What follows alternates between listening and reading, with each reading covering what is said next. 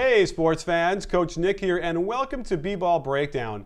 If you haven't heard, our mobile app has dropped and you gotta download it right now because it's a great way to interact with our community in a whole new level of conversation with texts and GIFs and polls and also exclusive content where we have a video up there from last week of the top 5 pick and roll pairings. So if you want to know which pairing of pick and roll duos are the best in the NBA, you gotta download the app. It's the only place you can watch this video, and let me tell you, it's a really good one. Well, now let's talk about the OKC-Portland final 3 minutes because it was a pretty riveting game. It looked like the Thunder had it in the bag. And here's where I get concerned when I'm talking about the Thunder, is that they don't seem to play well enough and smart enough down the stretch in a lot of these games to show to me that they'd really be able to seriously compete for an NBA title. And that's what we're judging them by, right? Because they can win 55 games, be top rated in offense and defense and all that stuff, but when they're playing against the really good teams that do not make mental mistakes, how is that going to factor in, like when I show you what happened down the stretch here? And the other question is Billy Donovan enough of a coach to give enough of his influence on the team? Because right now I'm really concerned with what I see, and here's what happened. Hey sports fans, Coach Nick here, and let's jump right into the last 3 minutes of this epic game in Portland with the OKC Thunder visiting. Up 8 points on the road, you absolutely must be aware of how quick Portland can make a run using the 3-ball, especially with Lillard off the bounce. One mistake is to allow them to roll the ball up and save precious time. And then watch how OKC defends this pick and roll. Adams is icing it, fully expecting Russ to force Lillard to his left.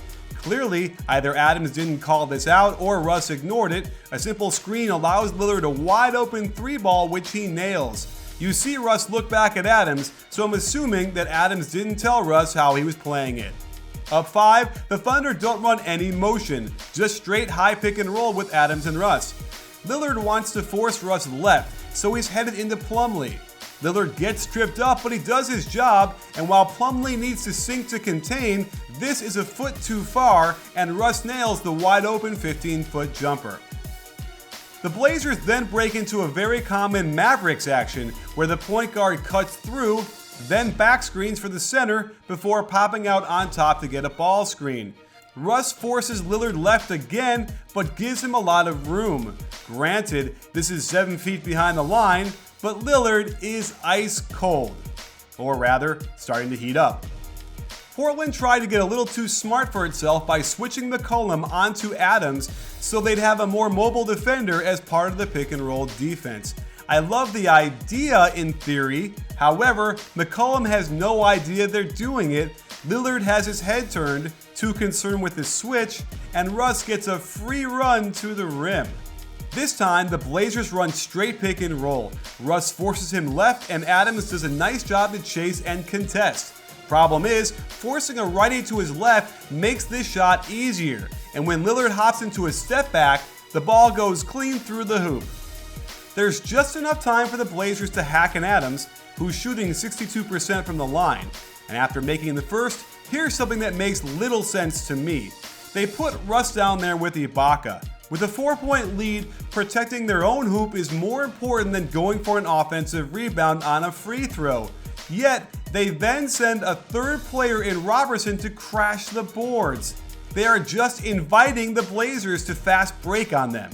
Of course, the ball bounces out and the Thunder are in terrible defensive position when it finds McCollum's hands on the dead run, who pushes the ball, blows right by KD like he's standing still, and Robertson is so intent on staying with the red-hot Lillard, he doesn't run to Crabbe, who gets the nice kick from CJ for a wide-open 3. Can you hear me shaking my head? After a pair of Russ free throws, Portland again runs a nice set with McCollum popping out to the top, and Lillard would normally make an Iverson cut across the top to the left wing.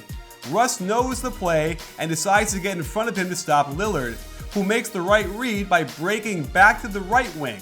Russ is too slow to get out, and Lillard nails yet another triple to tie the game. Stunning. The Thunder run modified horns with Durant and Ibaka in the I formation, but this ends up a stagnant set with Russ dribbling 9 times before trying to run pick and roll. Great jump by Plumlee, and because Russ ends up on the right wing, Aminu can overload off KD, and because they have Robertson in the left corner, Crabbe can completely ignore him. Russ's pass is deflected, and the defense digs it out. Lillard brings it up, and you'd think it's okay since the Thunder have their best perimeter defender on him, but watch this sickening stutter step shake pull from 4 feet behind the line. This isn't nasty, sports fans, it's plain mean. Reeling, the Thunder are suddenly down by 3, but there is plenty of time.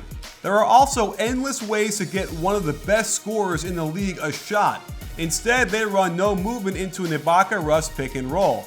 Mind you, in our recent breakdown of top pick and roll pairings, these two led the NBA, but because they didn't move the ball first and attack from out top, it's easy for Plumlee to get positioned on an out-of-control Russ, who throws out his left forearm, knocks the big man down, and gets called for the charge and a turnover.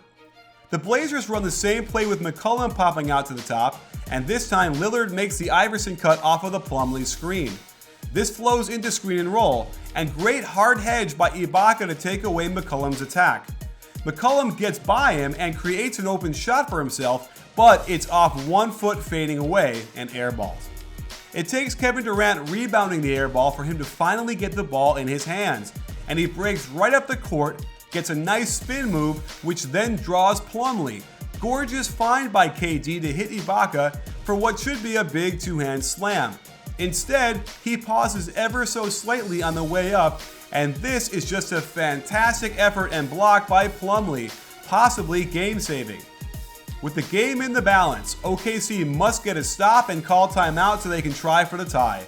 That said, a 5-second difference in shot clock and game clock is razor thin. I even had a thought of trying to double Lillard, since you know they won't shoot it as long as you don't leave the hoop unprotected. But either way, this is well defended, and Lillard takes a ridiculously tough ISO spinning step back 3-pointer. Durant glances to see Aminu, but then fails to box him out. This is inexcusable, and that, sports fans, ends the game.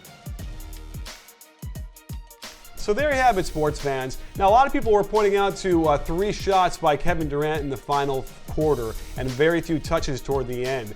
And you know what? It got them a 7-point lead with 3 minutes to go, and they were in control. So I wouldn't look at the early part of the fourth quarter, but certainly down that last stretch, you would have liked to have seen Kevin Durant do something to create more shots. And that's the other issue with the decision making we see down the stretch that OKC has struggled with for a while now. And we'll have to see if Coach Donovan can teach them better and they can learn to compete with the San Antonios and the Warriors of the world.